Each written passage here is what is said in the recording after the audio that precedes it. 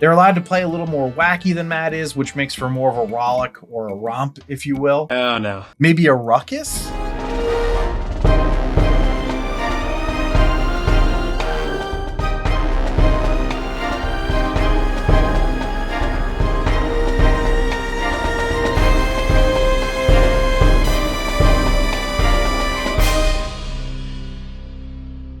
Welcome back to another episode of The Rank. I'm John, and today we're going to be doing another episode of The Studio. If you're enjoying these episodes, or if you're just a fan of The Studio and enjoying consuming content about it, please subscribe and or follow. Like the episodes and comment or email your questions, suggestions, all that stuff. We love to hear about it. So, also, if you're feeling froggy, then leap, son. Jump on over to the Patreon site, patreon.com/TheRankPodcast. Become, a patron, and you can access all of the archived episodes. Now, today we're ranking the 5th episode of the first season of The Studio, titled The War, which was written by Frida Perez and directed by Seth Rogen and Evan Goldberg. Again, since this is a new series, reiterating this, I'm going to try to avoid spoilers. It happens sometimes, so that's your spoiler warning, but I've been pretty good about not throwing them in there. Okay, so without further ado, let's get into it. Start with the potent notables. Now, the shot of Quinn looking over the parking lot with the camera seamlessly transitioning through the window is almost identical to the overhead shot of a psychiatric ward in the movie Smile, directed by Parker Finn, who has a cameo in this episode. So again, they're mixing the movie that they're talking about making in the episode with, the style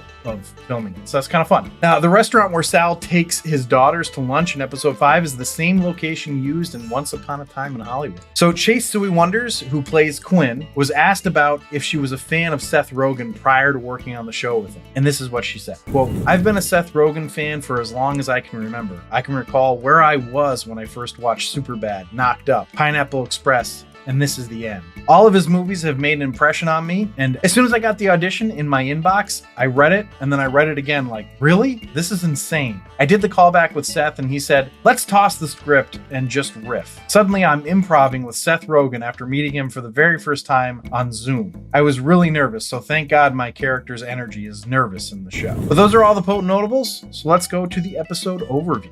For this week's episode of The Studio, we have their take on the classic office rivalry plot. One of the rivals isn't Matt, though. It's Sal and Quinn, essentially competing for Matt's attention. Interestingly, Matt comes off as kind of a prick in this episode, though he also comes off as easily manipulated, as he often is in these episodes.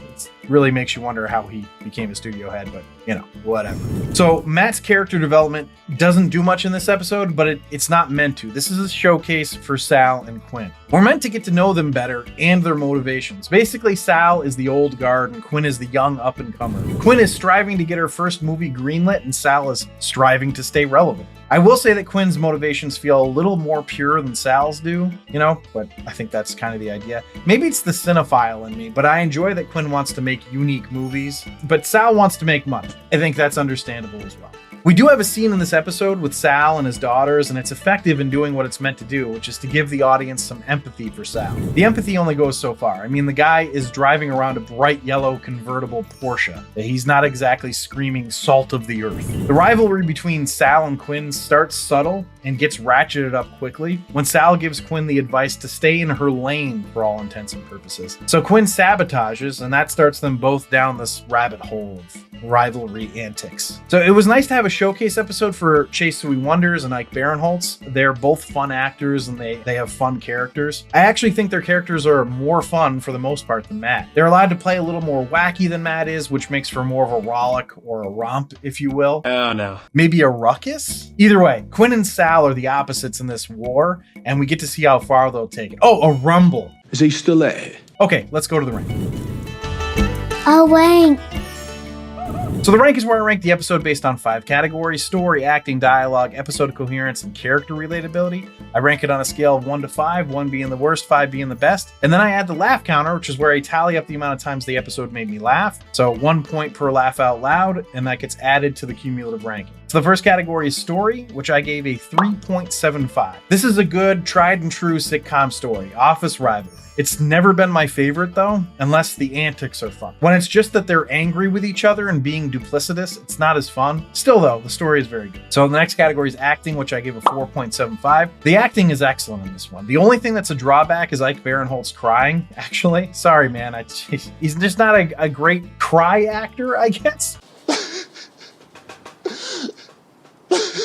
But hey, I imagine that's really tough, and I'm certain I couldn't do it. So also, it's a 4.75, so it's still really, really good. So dialogue's the next category, which I give a 4.25. Again, the dialogue is really good and smart and engaging, but there's just not a lot of laughs. Now, that makes it sound terrible, but it's really just that they're working so hard to get all of it in and have everything matter that they tend to not let the jokes they do tell sit. So you just don't get a chance to laugh because they've just blown by it. So let's go to episode coherence, which I gave a 5.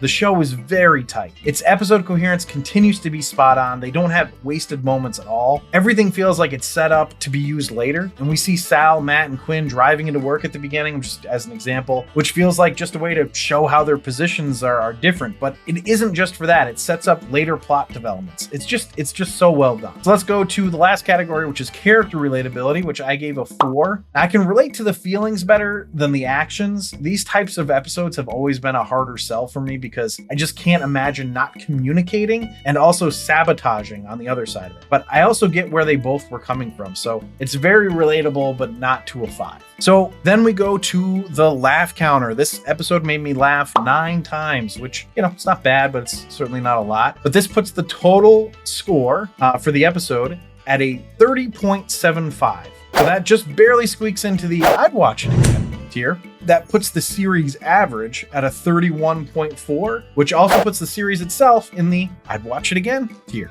So thanks for listening and or watching. If you'd like to see a list of our episode and series rankings, you can do that on our website at therankwithjohnandzach.com. Please remember to subscribe, review, and comment. And please consider supporting us on our Patreon site at patreon.com/therankedpodcast, where you can get all our archived episodes. But I will leave you with this. Why does Quinn not like Sal's jokes? Well, why is that?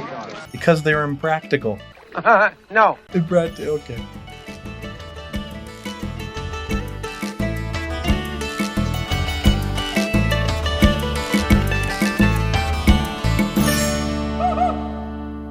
So for this week's...